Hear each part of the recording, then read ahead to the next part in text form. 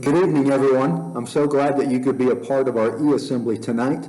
If you haven't had a chance to listen to Richard's lesson that he presented this morning, I encourage you to do that. It's a great lesson on hope and looking down the road. It's very poignant in terms of our situation today with this pandemic, and worth your while to go and listen to that. I hope that tonight is encouraging to you. I'm thinking of the title for tonight is Being Spiritually Healthy in a Time of Illness. And I know that when I think of that, at least, our world has been sick for a very, very long time. And that sickness started when Adam and Eve came on the scene and the sin entered into the world through them. And our world has been sick ever since. But I also think of it from the standpoint of what we can do to be spiritually healthy in this time of illness when we're separated from each other. And I know our elders and Richard has been talking a lot about staying connected to God through his word and through prayer and reaching out to other brothers and sisters and checking in on them. But I also want to explore maybe that there are some other things that we can be doing to help keep us spiritually healthy when we are apart from one another. I'm reminded of the words in Joshua chapter 1, verses 6 through 9. It says this, "Be strong and courageous, for you shall cause this people to inherit the land that I swore to their fathers to give them. Only be strong and very courageous, being careful to do according to all the law that Moses, my servant, commanded you. Do not turn from it to the right hand or to the left, that you may have good success wherever you go. This book of the law shall not depart from your mouth, but you shall meditate on it day and night, so that you may be careful to do according to all that is written in it. For then you will make your way prosperous, and then you will have good success. For I have not commanded you, be strong and courageous. Do not be frightened, and do not be dismayed, for the Lord your God is with you wherever you go." Joshua is getting ready to lead the Israelite nation into the land of Canaan, the promised land. And God is telling him, be strong and courageous because I'm with you.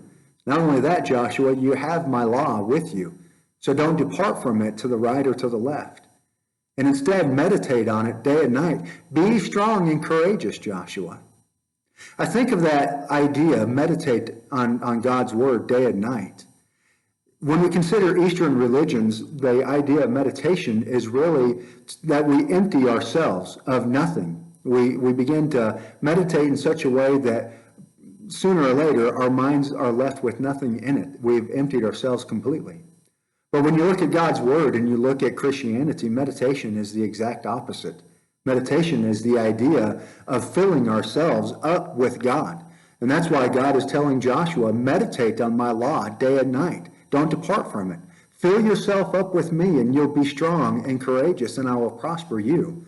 It reminds me of the words in Philippians chapter 4, verse 8, when Paul is writing to the Philippian church, and he says, "Finally, brothers, whatever is true, whatever is honorable, whatever is just, whatever is pure, whatever is lovely, whatever is commendable, if there is any excellence, if there is anything worthy of praise, think about these things."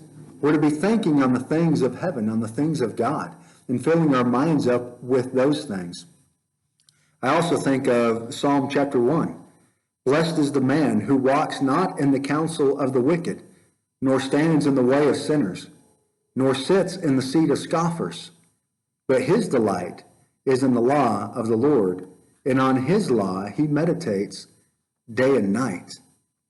The person who doesn't stand in the way of sinners or sit in the seat of scoffers, his delight is in the way of the Lord. And he meditates on God's ways. He fills himself up with God's ways day and night because he's meditating on God's laws and his precepts and his word day and night.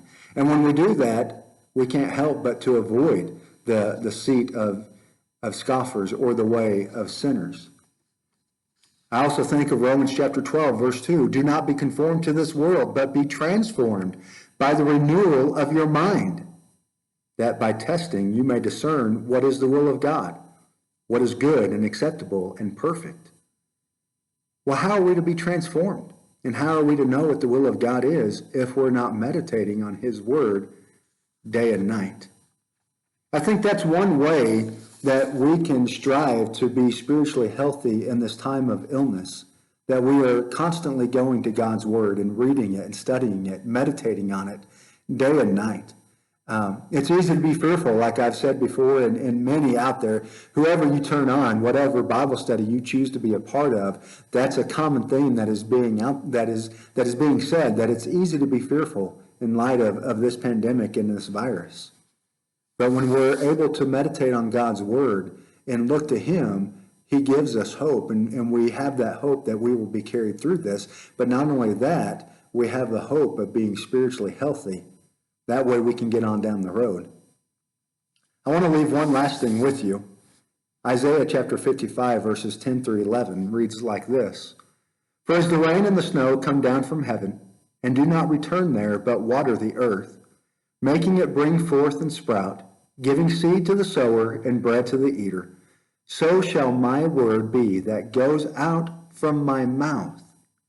It shall not return empty, but it shall accomplish that which I purpose, and shall succeed in the thing for which I sent it. I want to read verse 11 again. So shall my word be, referring to the rain and the snow that comes down from the skies. That rain and snow does not return back to the skies. It has a purpose. So shall my word be that goes out from my mouth.